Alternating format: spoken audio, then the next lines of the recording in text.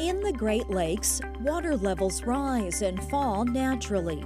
Lake levels can vary daily, monthly, and seasonally. We also see overall lake level highs and lows when we consider many years at a time. A main reason that lake levels change is the balance between rain and snowfall absorbed by the Great Lakes and water evaporation back into the atmosphere.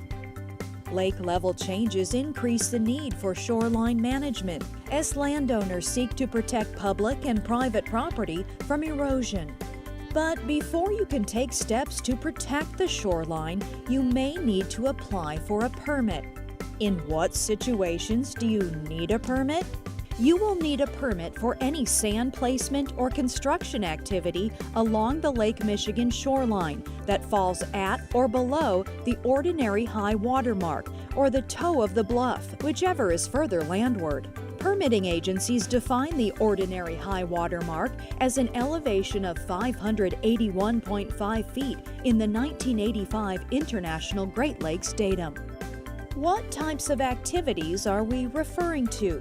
Common projects that require a permit are adding additional sand to your shoreline, a process called nourishment that counters erosion, installing a revetment or offshore breakwater, a hardened structure that is parallel to the shoreline, and installing a groin or pier, a hardened structure that is perpendicular to the shoreline.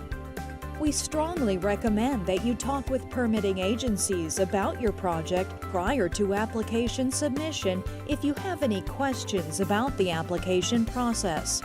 Which brings up an important point. Who do you submit your application to?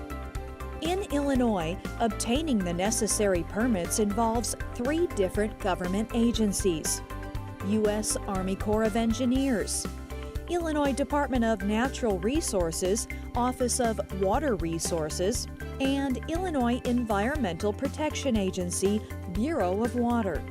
U.S. Army Corps of Engineers regulates construction activities in U.S. waters, including wetlands. Illinois Department of Natural Resources, Office of Water Resources, regulates construction in the floodways of state rivers, lakes, and streams, on the shores of Lake Michigan, and in all public water bodies. Illinois Environmental Protection Agency ensures protection of water quality and existing water body uses. An application for a shoreline project is considered joint because all 3 agencies use the same application form, but each agency must follow its own rules and regulations. The application must be submitted separately to each agency. Speak with each agency to determine whether to mail a hard copy or to submit your application electronically. Please also keep a copy of your application for your own records. Most lakefront projects require a letter of permission and/or an individual permit from the U.S. Army Corps of Engineers. A U.S. Army Corps of Engineers individual permit requires an associated 401 water quality certification from the Illinois Environmental Protection Agency.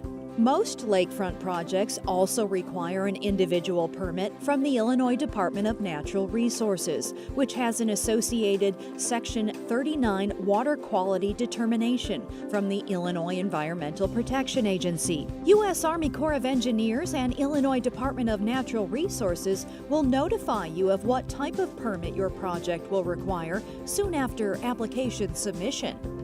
Depending on the type of project, you may be able to receive a U.S. Army Corps of Engineers regional permit or an Illinois Department of Natural Resources general permit. Regional or general permits are granted for projects that have minimal environmental impacts, such as small revetment projects of 300 feet or less. Many of these permits have an associated water quality determination or do not require a public notice period, which can shorten the review time. At the end of the application review process, you will receive separate authorizations from U.S. Army Corps of Engineers and Illinois Department of Natural Resources. You should also expect that each permit will be accompanied by some form of water quality determination from the Illinois Environmental Protection Agency. This determination, along with its conditions and requirements, is considered part of its respective permit.